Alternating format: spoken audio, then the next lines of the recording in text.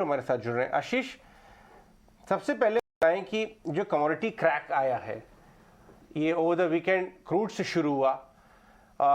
बाकी industrial commodity पहले ही crack करना शुरू गई थी, 10-15 दिन से क्रैक कर रही हैं। एग्री कमोडिटी क्रैक कर रही है।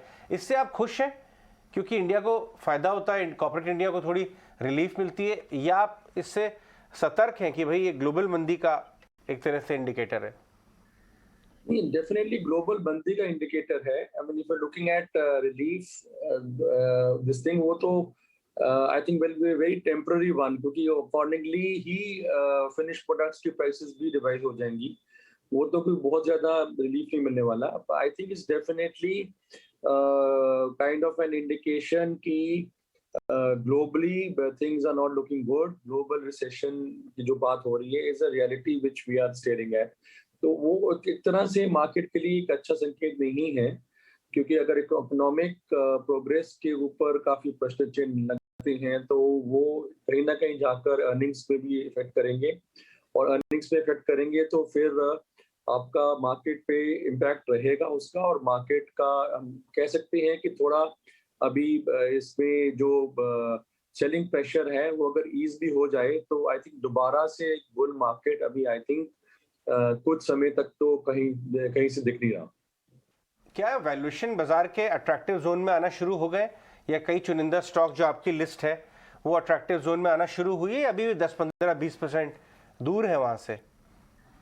नहीं, अट्रैक्टिव है definitely. Valuations have come down and depends on कि क्या कैसे आप देख रहे हो। अगर आपका नजरिया लंबा है तो definitely valuations are looking very attractive आपको, और मार्केट्स हमेशा सरप्राइज भी कर सकती हैं on the upside. So generally expected ये है कि मार्केट यहाँ से हम कह सकते हैं कि समय लगेगा, चाहे डाउन साइड बहुत ज्यादा ना हो यहाँ से, बट समय लगेगा। बट आपको अगर आपके पास फंड्स अवेलेबल हैं लॉन्ग टर्म के लिए तो डेफिनेटली इस वक्त आपको बाइंग करनी चाहिए। बाइंग के लिए डोमेस्टिक ओरिएंटेड जो स्टोरीज हैं उस पर ज्यादा ध्यान देना चाहिए। जो कंपनीज या जो सेक्टर्स हैं जिनका इनकी आय और मुनाफा ज्यादातर डोमेस्टिक मार्केट से आता है, उनके मैं समझूंगा कि उस वाली लिस्ट में से आपको चुनिंदा शेयर निकालने चाहिए। ज्यादातर मैं समझूंगा कि फाइनेंशियल्स, रियल एस्टेट, ऑटो आपके शेयर काफी अच्छे लग रहे हैं। इसके अलावा शुगर, जो कि एक बहुत ही एक्सक्लूसिव इंडिया स्टोरी है, जिस तरह से इथेनॉल की हम प्रोडक्शन और यूजेज बढ़ती देख रहे हैं, वो एक अच्छा सेक्टर जिसको हम इस फॉल में खरीद सकते हैं। तो ज्यादातर आपका फोकस होना चाहिए डोमेस्टिक ओरिएंटेड इंडस्ट्रीज पर, और मेरे मुताबिक उन पे आप जरूर बाइंग कर सकते हैं। इनके जो दिग्गज काउंटर्स हैं इंडस्ट्रीज में, जैसे टाटा मोटर्स है, मारुति है, M&M, ऑटो एंसिलरीज में जो अच्छे चुनिंदा काउंटर्स हैं उनको उनको में आप कर सकते हैं बाइंग। और इनमें मेरे मेरे मुताबिक आपको बाइंग अपॉर्चुनिटी ढूंढनी चाहिए। और इसके अलावा रियल एस्टेट में गोदरेज प्रॉपर्टीज काफी अच्छा लग रहा है जिस तरह से फॉल आया है। DLF काफी अच्छा लग रहा है। और आपका शुगर, जहां तक इथेनॉल स्टोरी का सवाल है, प्राज इंडस्ट्रीज एक बहुत अच्छी स्टोरी है। मेरे मुताबिक इस फॉल में आपको जरूर उसमें बाइंग करनी चाहिए। इसके अलावा बलरामपुर चीनी, और मैं समझूंगा कि आपके अगर आप कैपिटल गुड्स की तरफ भी देखिए, ध्यान दें तो L&T इन लार्ज कैप में, और डिक्सन टेक्नोलॉजीज काफी अच्छा फॉल आ चुका है स्टॉक में। ऐसे आप चुनिंदा स्टॉक्स में आप जरूर नजर रख सकते हैं और इस मंदी का फायदा उठा सकते हैं। पर तभी लें अगर आपके पास डेफिनेटली कम से कम, मैं कहूँगा कम से कम 2 साल का नजरिया होना चाहिए अगर आपने खरीदारी करनी है, क्योंकि मंदी का दौर है। अब किसी को पता नहीं दुनिया में कि कैसे सॉल्व होगा, कब होगा। 2 to 3 years का अगर आपका व्यू है, फंड्स अवेलेबल हैं, तो जरूर इस मंदी का फायदा उठाएं। अगर शॉर्ट टर्म के लिए, मैं समझूंगा कि बहुत ही डिफिकल्ट है कहना, और शॉर्ट टर्म में वोलेटाइल भी रह सकता है, थोड़ा और फॉल भी आ सकता है। ओवरसोल्ड जो एक दिस थिंग है वो मैं ज्यादा मानता नहीं, क्योंकि ओवरसोल्ड काफी देर तक रह सकता है मार्केट, और अगर सेलिंग प्रेशर कम नहीं हुआ FIS का तो यहाँ से और भी नीचे आ सकता है। तो बाइंग तभी करें अगर आपके पास फंड्स अवेलेबल हैं लॉन्ग टर्म के लिए, अन्यथा आप इसको अभी अवॉइड कर सकते हैं। राइट बिल्कुल आशीष, गुड आफ्टरनून। तो आपके राइट एब्सोल्युटली बहुत एब्सोल्यूट पॉइंट्स आपने आइडेंटिफाई किए हैं कि यहाँ पर अगर आपके पास फंड्स हैं, आप इतना पेशेंस रख सकते हैं तो आप लॉन्ग टर्म इन्वेस्टर बने। पर लेकिन यहाँ पर अब जो मार्केट को नेविगेट करना होगा तो जाहिर तौर पर ओवरसोल्ड जोन कब उन बड़े हेडविंड से बाहर निकल कर आएंगे, ये तो एक ही कंसर्न है। क्या आपको लगता है कंसोलिडेशन फेज में जो बचे हुए हैं, हम बहुत बड़ी बड़ी थीम्स की बात तो लगातार अपने चैनल पर बता रहे हैं, लेकिन अब स्मॉलर थीम्स को अगर हमें आइडेंटिफाई करना हो तो बहुत स्पेसिफिक थीम डायग्नोस्टिक स्पेस की मैं आपसे पूछना चाहूंगी कि इस स्पेस को आप कैसे देखते हैं? प्राइस, क्योंकि इस पे एक्सपर्ट मानते हैं कि प्राइस रैशनलाइजेशन का, कंसोलिडेशन का, और क्योंकि यहाँ ऑर्गेनाइज्ड प्लेयर्स, अनऑर्गेनाइज सेक्टर भी ये बहुत है, लेकिन कहीं ना कहीं जो ऑनलाइन प्लेटफॉर्म पे एग्रीगेशन होने शुरू हो जाएगी, ये कुछ की फैक्टर्स हैं जिसके चलते शायद ये सेक्टर 15% के मार्केट शेयर से 25% तक की रेवेन्यूज जनरेट कर पाएगा। ये आपको लगता है ये वैलिड पॉइंट है? ये थीम्स क्या हमें अभी आइडेंटिफाई करने चाहिए या you should wait for market headwinds to settle? I think wait for market headwinds to settle. आपको अभी जो बाइंग करनी है, आपको टाइम टेस्टेड शेयर्स में करनी है, फ्रंट लाइन में करनी है, या फिर वो इन उन जगह पे करनी है जहाँ पर कि डोमेस्टिक, जैसे बताया कि चोरी बिल्कुल डोमेस्टिक है, कौन एस्टैब्लिश्ड इंडस्ट्री है। जैसे आप अगर बैंक्स की बात करें तो जो फ्रंट लाइन बैंक्स हैं उनमें आप थोड़ी चुनिंदा बाइंग कर सकते हैं, या रियल एस्टेट के जो दिग्गज काउंटर्स हैं, या सीमेंट है, या ऐसी कमोडिटी है जो सिर्फ डोमेस्टिक ही प्ले है, जिसमें कि इंटरनेशनली प्राइसेस का ज्यादा इन्फ्लुएंस नहीं होता, तो वो उसमें कर सकते हैं। ऑटो मेरे को काफी अच्छा लग रहा है क्योंकि ऑटो की डिमांड अभी भी रोबस्ट है, और ऑटो में जो डोमेस्टिक ओरिएंटेड ऑटो प्लेयर्स हैं उनमें डेफिनेटली आपका अच्छा डिमांड है और अच्छा रिजल्ट्स आगे चल के आएंगे, और उनमें आप फोकस कर सकते हैं। उसी तरह से ऑटो एंसेसरीज जो ज्यादातर मारुति को केटर कर रही हैं या और डोमेस्टिक प्लेयर्स को केटर कर रही हैं, उनमें भी आप बाइंग कर सकते हैं, पर ज्यादातर आपका फोकस एस्टैब्लिश्ड काउंटर्स पे इस टाइम होना चाहिए। जो थीमेटिक थिंग्स हैं, जो कि बहुत फ्यूचरिस्टिक थिंग्स थी, उनकी वैल्यूएशंस मेरे मुताबिक अभी और भी करेक्ट कर सकती हैं, और मेरे मुताबिक कोई भी ऐसी चीज जहाँ पर वैल्यूएशन रिच हो या एक तरह से बहुत फ्यूचरिस्टिक स्टोरी हो, वो बुल मार्केट में ऐसी चीजें चलती हैं। यहाँ पर आपको बिल्कुल बेसिक फोकस करना है, जहाँ पर आपको अर्निंग्स विजिबिलिटी दिख रही हो और जहाँ पर वैल्यूएशन कंफर्ट दिख रहा हो। इसके अलावा कोई भी चीज जिसमें लॉफ्टी वैल्यूएशंस हो, वो अभी भी और भी करेक्ट कर सकती है। तो आपको सिर्फ डाउन से ही नहीं देखना कि आप ऊपर से कितना टूटा है, आपको ये देखना है कि अभी भी वैल्यूएशन अगर 30s 40s की पीई पे है तो अभी भी वो उसमें बहुत खतरा है, क्योंकि मेरे मुताबिक बेयर मार्केट जब खत्म होती है, जब ज्यादा तकरीबन सारा क्रॉस द बोर्ड जो भी वैल्यूएशन फ्रॉथ है वो सब निकल जाता है। तो मेरे मुताबिक अभी भी आपको उन्हीं शेयर्स में फोकस करना है जहां पर वैल्यूएशन कंफर्ट हो। Valuation comfort is the first and most important thing, और दूसरा अर्निंग्स विजिबिलिटी हो। अर्निंग्स ज्यादातर डोमेस्टिक मार्केट से हो और एस्टैब्लिश कंपनीज हो, जहाँ पे कि अर्निंग्स आपको यकीन हो कि भी आगे चलकर ऐसा कोई खतरा नहीं है, अर्निंग्स ग्रोथ रहेगी। और मेरे मुताबिक क्योंकि हमारा एडवांटेज है कि डोमेस्टिक इकोनॉमी अभी भी इतनी कोई खराब नहीं हुई, रिलेटिवली काफी अच्छा कर रही है, तो जो डोमेस्टिक कंजम्पशन की स्टोरीज हैं वो अभी भी अच्छा करेंगी, और मेरे मुताबिक वहां पर आपको कॉन्सेंट्रेट करें। और इसमें अगर कुछ पेशेंस रखें तो जो एफएमसीजी के काउंटर्स हैं वो भी अभी तो थोड़े वैल्यूएशन वाइज हाई हैं, इसलिए मैंने अपनी लिस्ट में डाला। पर अगर किसी टाइम पे अगर आपको टाटा कंज्यूमर प्रोडक्ट्स और ऐसी चीजें अभी सस्ती मिल जाएं तो उसमें भी आप जरूर खरीदारी कर सकते हैं।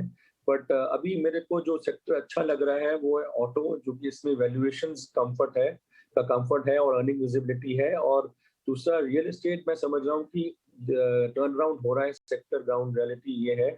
और क्योंकि सेक्टर पहले भी नहीं इतना चला तो इसमें कोई वैल्यूएशन इतनी ज्यादा हाई नहीं है, तो ये तो डेफिनेटली है। और शुगर की जो स्टोरी, इथेनॉल की स्टोरी, वो डेफिनेटली चल रही है, क्योंकि जिस तरह से सरकार स्कीम्स में आपको एडवांटेजेस दे रही है इथेनॉल के प्रोडक्शन फैसिलिटी करने के लिए, तो प्राज इंडस्ट्रीज एक बहुत ही अच्छा बाय है, और साथ में जो दिग्गज शुगर काउंटर्स हैं उनमें भी आप खरीदारी कर सकते हैं।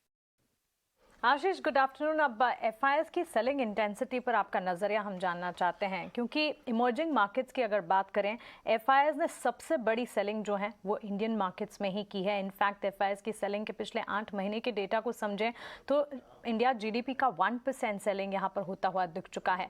सेलिंग इंटेंसिटी जो कि लगातार बढ़ती हुई दिख रही है, इस पर आपका क्या कहना है? देखिए, मेरे मुताबिक एक तरह से आप ये भी देख सकते हैं कि एक पॉजिटिव भी है, क्योंकि आप जब बहुत ही मंदी हो और आपको कैश क्रंच हो रहा हो, तो आप जहाँ पर आपको प्रॉफिट हो या जहाँ से आप निकल पा रहे हैं, आप वहीं से निकलेंगे। तो एक तरह से एक पॉजिटिव भी है कि यहाँ से एफआईआईज़ बिना कोई बहुत ज़्यादा प्राइस डैमेज किए निकल पा रहे हैं। क्योंकि अगर आप कंपैरिजन करें तो इंडियन मार्केट्स हैव आउटपरफॉर्म्ड ज्यादातर बाकी ग्लोबल मार्केट्स कंपैरिजन में हम कम टूटे हैं। तो एक तरह से एफआईएस को एग्जिट मिल रहा है, वो बहुत ज्यादा प्राइस डैमेज से नहीं मिल रहा, तो वो अच्छा मुनाफा कमा के जा रहे हैं। तो आपको ये भी नजर रखनी है कि जब भी रिस्क ऑन ट्रेड वापस आएगा, और वो जरूर वापस आएगा, वो 6 महीने बाद वापस आए, साल बाद वापस आए, 2 साल बाद आए, ये कोई कह नहीं सकता। बट जब भी रिस्क ऑन ट्रेड वापस आएगा, तो आपको ये यकीन मानिए कि India will be one of the favourite markets FIS की, क्योंकि यहाँ से उनका जो टेस्ट एंड अमाउंट है वो अच्छा है कि उन्होंने कमाया और एक अच्छे रेट पे निकल भी पाए। तो एक डेफिनेटली एक बड़ा फेवरेबल फैक्टर है, जिससे कि वापस जो पैसा है वो बहुत अच्छे से पुल होगा मार्केट में। पर जैसे मैं कह रहा हूँ, उसको टाइमिंग करना मुश्किल है। तो अभी तो यही रियलिटी है कि एफआईएस सेलिंग है और मेरे मुताबिक सेलिंग चलेगी, और अब कब जाके रिवर्स हो सकता है कि 2-3 महीने में ही रिवर्स हो जाए, हो सकता है 2 साल में तक रिवर्स ना हो। तो टाइमिंग कहना मुश्किल है, बट ये पॉजिटिव फैक्टर है कि एफआईएस की इतनी सेलिंग अब्जॉर्ब होगी मार्केट में, तो एक तरह से स्ट्रेंथ दिखा रही है डोमेस्टिक इकोनॉमी की और डोमेस्टिक बाइंग पावर जो हमारी है, कि इतनी एफआईएस सेलिंग हम अब्जॉर्ब कर पा रहे हैं without so much of damage. अभी तक जो डैमेज इंडियन मार्केट्स में हुआ है बहुत कम हुआ है। अगर आप बाकी इमर्जिंग मार्केट्स देखें, कोरिया देखें, यूएस की मार्केट्स भी देख लें और बाकी इमर्जिंग मार्केट्स देखें, तो वहां पे fall from the peak is much more than जो इंडिया का हुआ है। तो इसलिए एक तरह से एक पॉजिटिव है कि अच्छे लेवल पे एग्जिट भी मिल रहा है बड़े इन्वेस्टर्स को, तो वो हमेशा एक पॉजिटिव रहेगा। जब भी रिस्क ऑन ट्रेड आएगा तो हमारा एक बहुत अच्छा एलोकेशन इंडिया को मिलना चाहिए। तो इसलिए खरीदारी का एक और भी रीजन ये हो सकता है कि आपको वीक मार्केट में अगर आप लेते हैं, तो जब भी टर्न अराउंड होता है सेंटीमेंट, तो यहाँ से आप मान सकते हैं कि बहुत ही तेजी से रॉकेट की तरह मार्केट ऊपर चलेगा। अब कब चलेगा ये मैं नहीं कह सकता, पर ये डेफिनेट है कि जब भी रिस्क ऑन ट्रेड आएगा तो India will be one of the favourite market, and जो तेजी आएगी वो भी इससे भी ज्यादा लाजवाब तेजी आएगी, और वो देखने वाली तेजी होगी। वो कब आएगी कहना मुश्किल है। तो अगर आपके पास फंड्स हैं, डेफिनेटली इस टाइम आप दिग्गज काउंटर्स लेके आप इन्वेस्ट करके पेशेंटली बैठें। आशीष, क्या ज़बरदस्त जवाब आपने दिया है। रॉकेट की तरह तेज़ी आएगी, और कब आएगी ये नहीं, बट आपको कॉन्फिडेंस है कि वो तेज़ी ज़रूर आएगी। मैं आपको आईआरसीटीसी आपके साथ डिस्कस करना चाहूँगा। आप दिल्ली में बैठे हैं, ये माहौल है ड्राइव करके, या तो आप शिमला और हिमाचल के चक्कर लग रहे हैं, हमारे तो बहुत सारे फ्रेंड्स कर रहे हैं। तो आईआरसीटीसी भी ऐसे कुछ प्लान्स बना रहा है नए। मैं एक स्टोरी सुनवाता हूँ आपको, फिर आप मुझे बताइएगा। समीर दीक्षित आए ये स्टोरी लेके। समीर, बताइए।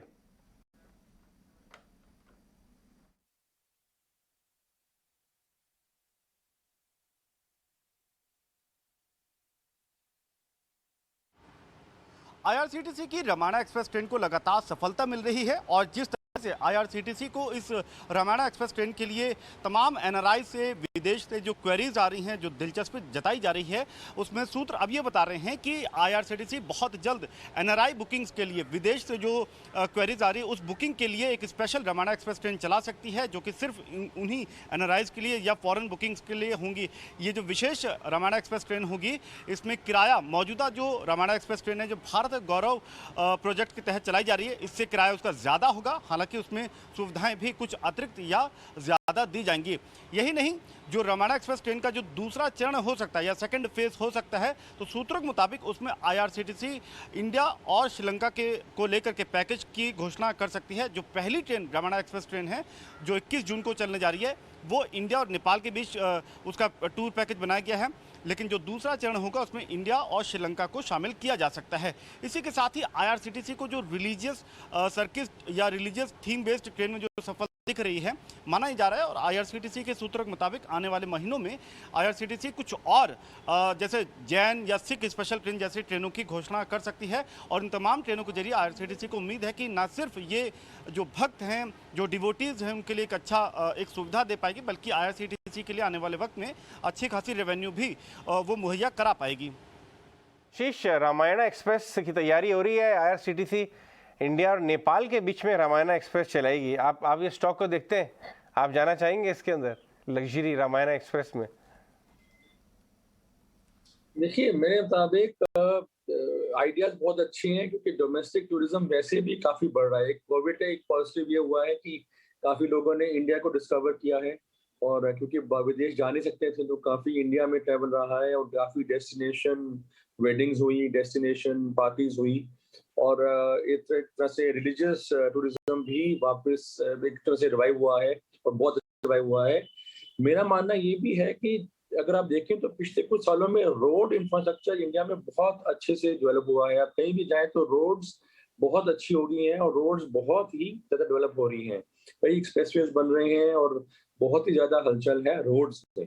रेलवेज में रिलेटिवली लैग किया है, पर मेरा मानना है कि यहाँ से रेलवे इंफ्रास्ट्रक्चर, जिस तरह से नई रेल्स अनाउंस हो रही है, रेलवे इंफ्रास्ट्रक्चर में भी हम कमाल की डेवलपमेंट देखेंगे। तो वो एक बहुत एक अगेन थोड़ा लंबा, इमीडिएटली उसका कोई इम्पैक्ट नहीं आता, पर एक लंबी अवधि की अगर बात की जाए तो आईआरसीटीसी का उसका बहुत बेनिफिट होना चाहिए, क्योंकि डोमेस्टिक टूरिज्म अगर इतना बढ़ता है, और अगर रेल इंफ्रास्ट्रक्चर भी जिस तरह से रोड इंफ्रास्ट्रक्चर डेवलप हुआ है, रेल इंफ्रास्ट्रक्चर भी उसी लाइंस पे अगर डेवलप हो, तो आईआरसी रेलवेज में जो ट्रैवल की वॉल्यूम है वो बहुत ज्यादा बढ़ सकती है यहाँ से, और पैसेंजर और कार्गो दोनों में बहुत स्कोप है। तो मेरे मुताबिक आईआरसीटीसी का भी यहाँ से अगर आप लेते हैं लंबी अवधि, क्योंकि स्टॉक करेक्ट भी कर गया अच्छी तरह से, और इतना से जो फ्रॉड था जो पहले आया हुआ था इसमें, वो भी निकल गया है। तो मेरे मुताबिक आईआरसीटीसी भी आपका एक अच्छा निवेश का विकल्प है, जो कि आपको फॉल में ले सकते हैं, विद द व्यू कि कहीं ना कहीं जाकर डोमेस्टिक टूरिज्म का बेनिफिट रेलवेज को भी मिलेगा, और उसका फिर इमीडिएट इम्पैक्ट आईआरसीटीसी के अर्निंग्स पे आता है। आशीष, फ्रॉड की बात करें तो वेदांता पे क्या व्यू बन रहा है? अपने टॉप से 50% डाउन है, 15% आज ही है, और एक तरफ क्रूड खराब हो रहा है जो केएन के थ्रू इनके पास है, कॉपर ऑलरेडी एक साल के लोएस्ट लेवल पे है। इससे दूर रहना चाहिए इस तरह के प्लेस से। वो सुपर साइकिल जो है कमोडिटी का ओवर हो गया है, या इनफैक्ट अभी टूटीकोरिन को भी बेचने की बात आई है, आज ऐड डाला उन्होंने ईटी में?